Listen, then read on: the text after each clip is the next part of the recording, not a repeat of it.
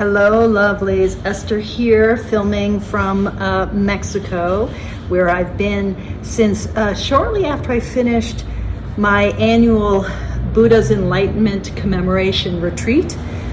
December 8th is a big holiday in Japanese Zen Buddhism. It's when, in Japanese Zen, at least in the Soto Zen tradition, it's when we celebrate, commemorate the moment of the historic, Buddha Siddhartha awakening underneath the Bodhi tree, December 8th.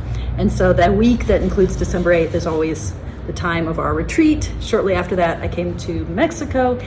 I've been here immersing myself, aprendiendoing Espanol to the best of my abilities and soaking in the vibrancy of being in this place, trying not to just be a horrible gringa. I mean, owning my gringa-ness, owning my tourism, owning all the things that are true about world economies and gentrification and all of that. But being here, and it's been extraordinary. In the background, you might hear the vibrancy of the streets. You might hear my husband rat-tat-tatting on the manual typewriter. If you're in the Mindful Tarot community, if you're on the Facebook page, you may have seen a post I did a couple days ago about synchronicity, and talking about Oaxaca, where I am, as synchronicity, because it's been extraordinary. Anyway, hubby was looking for a manual typewriter because that's how he likes to write. We did not travel here with his manual typewriter, and he managed to, one word for this synchronicity is manifestation, but manifestation, here's the thing, people. Manifestation, I've talked about this a bazillion times before, I feel like, but manifestation, which is the kind of spiritual worldview that is in many ways embedded within the way we've received the esoteric tarot, coming from the Golden Dawn, coming from Arthur Edward Waite. It's often what we associate with the magician. This is the magician card in the Julia Ireland's incredible portrayal of this card in the Austero Tarot, which is the tarot deck I've been working with through our Drop 'em 78 challenge, which is about to end, people. I'm filming this on Friday, the 29th of December 2023. In just 2 days, we will finish the challenge this year. Manifestation, reel it in, Esty, reel it in. Manifestation is in many ways the spiritual view embedded within our understanding of the esoteric tarot, the tarot that we've inherited through the Waite Smith. And manifestation has this incredibly toxic side to it, I think. A side that is about dualism, that can be about a kind of toxic positivity, that can be about like, let's just manifest our dreams, If I can think it, if I can have positive energy and attract things my way. It's this view of life that can become, doesn't have to become, can become this sense of, let me tilt the world so that all the goodies roll toward me and the bad shit goes somewhere else. Let me attract all the positive stuff to me. Let me generate out of thin air positive stuff. The toxic side of this is that viewpoint can take root as if there is good and there is bad, as if, and I'm not saying that there aren't things that are good and there aren't things that are bad, but the way in which we want to divvy up the world into the things we want and the things we don't want, and the scarcity consciousness with which we do that gets kind of strengthened, that engine of greed and aversion that gets strengthened in our hearts when we try to attract what we want to us. That's the problem with a worldview of manifestation, at least as it is often understood. Like, you can manifest wealth. Well, okay. If that means that you can find a way to acknowledge the wealth that is already here, which also means acknowledging the side of your heart that yearns and that imagines itself to be lacking, which also means to acknowledge the ways in which what you have affects that which others don't have. If manifestation can include those nuances, hurrah. And in my efforts with the tarot, manifestation, which is at the heart of what the majors, the major arcana is all about, the trump cards, manifestation is about those nuances.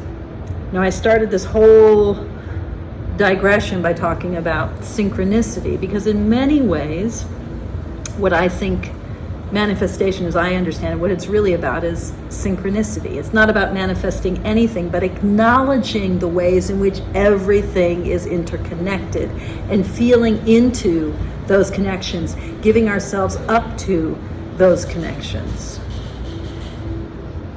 That, I think, is what the lesson of the major arcana has been for me this year. What does it mean to give myself up to surrender myself up to the coming together and interconnection of this world? And as I've done that in this incredible, crazy place, Oaxaca, miraculous things have happened. Other things have happened too, like, acknowledging what it is to be a gringa here in a lovely, incredibly interesting, vibrant city, which is fed by tourist dollars and which is fed by government money that isn't going outward into the rest of Oaxaca in the same way. Recognizing that water gets piped into Oaxaca Centro, into the city of Oaxaca, and yet there's a water shortage, and there's water shortage here in Oaxaca City, right? Recognizing the ways in which my very presence here feeds the economy, but also impoverishes parts of the economy, right? Drives up prices, gentrification, right? Interconnection, man. You don't just get the goodies and then all the yucky stuff rolls away. You don't have to deny the differentiation between good and yuck, but acknowledging the intertwining. That's been for me the lesson of the major arcana this year, and the big lesson, I think, of the major arcana this year in the context of being here in Mexico. And can you hear my I think he's writing a poem about typewriters, in fact.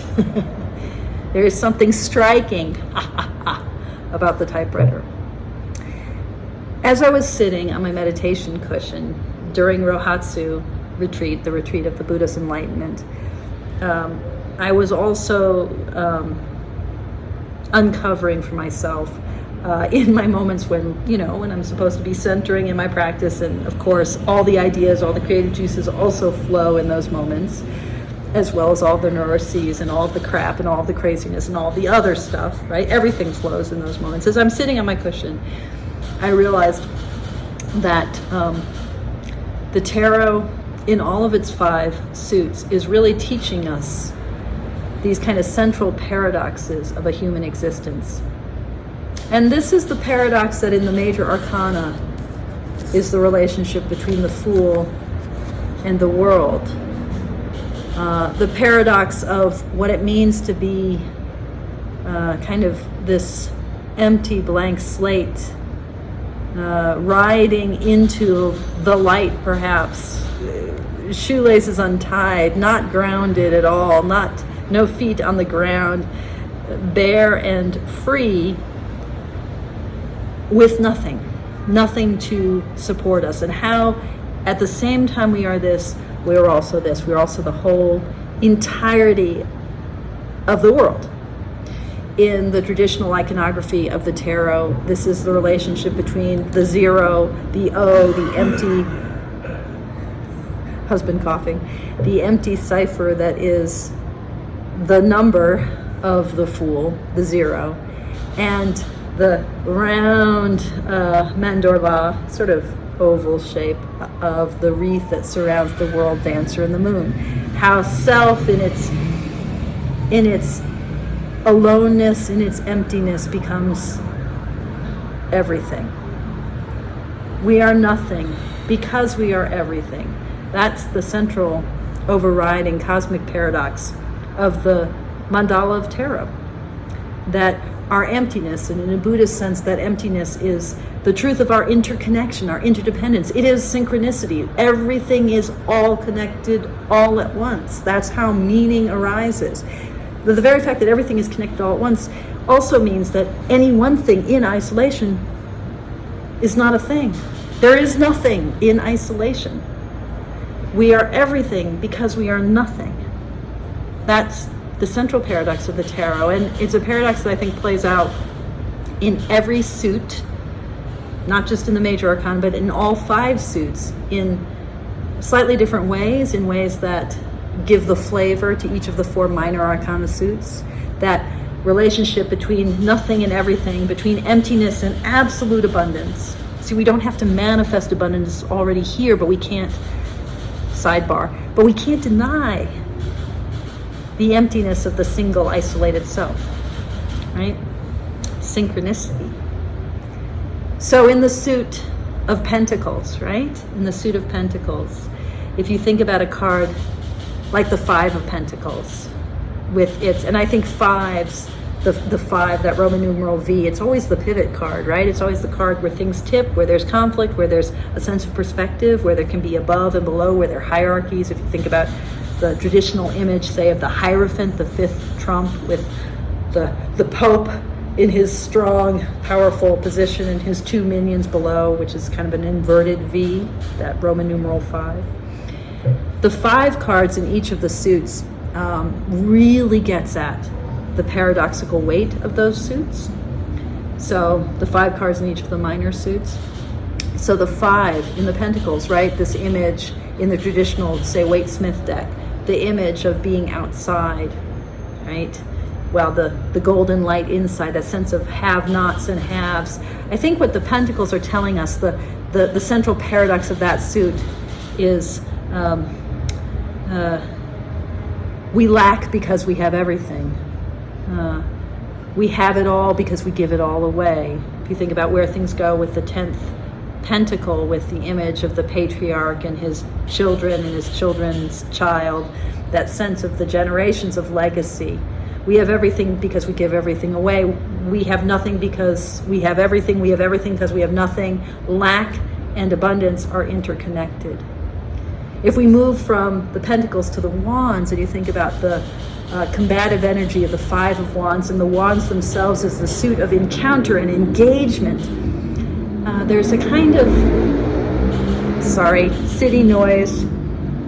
This is a noisy place. I love it. It's fully alive. Not so great for filming videos, perhaps, especially if you're me with my perennially bad audio-visual setup. But with the Wands, right? That way in which the 5 of Wands is, as people have noted, with the traditional Waite-Smith image of that card. You know, if those 5 figures could come together, they would form a pentacle. I mean, you know, a pentagram, right? But they're in combative energy, that engagement, that striking force of the suit of fire, where things catch fire, where we strike the match. But there's something here of, like, the more that I engage the world, the more I'm separate from the world. The more I stride out into the world, the more alone I am. And you think about where this ends up with the 10 of Wands, with this, like, the more I engage, the heavier the world is. The more I put myself out there, the more burden I carry here. Like, we can't ever square that circle between my engagement with the world and then my estrangement from the world, right? With the suit of Cups, this is actually the suit where I first thought of the way the minor arcana bring us into emptiness and fullness at once, because the suit of Cups is so much. Think of the 5 of Cups here, with the 2 full cups behind him and the 3 spilled cups ahead of him.